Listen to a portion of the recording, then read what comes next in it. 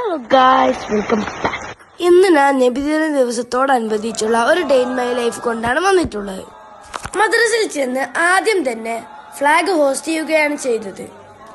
അത് കഴിഞ്ഞ് മദ്രസയിൽ കയറി മൗലൂദ് പാരായണം ചെയ്തു.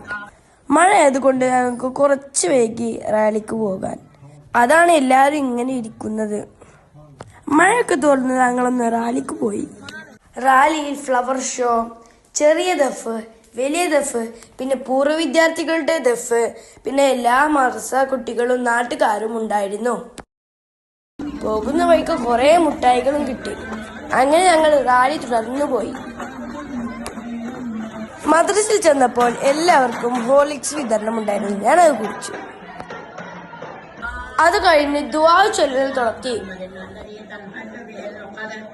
ദുആ ചൊല്ലിക്കഴിഞ്ഞ് എല്ലാ മദ്രസകളുടെയും ദഫ് പരിപാടികൾ ഉണ്ടായിരുന്നു. 7 മദ്രസകളായിരുന്നു ഞങ്ങളുടെ മദ്രസയിലേക്ക് വന്നിരുന്നത്. എല്ലാവരും ഇതിൽ ഉൾപ്പെടുത്താൻ കഴിഞ്ഞില്ല.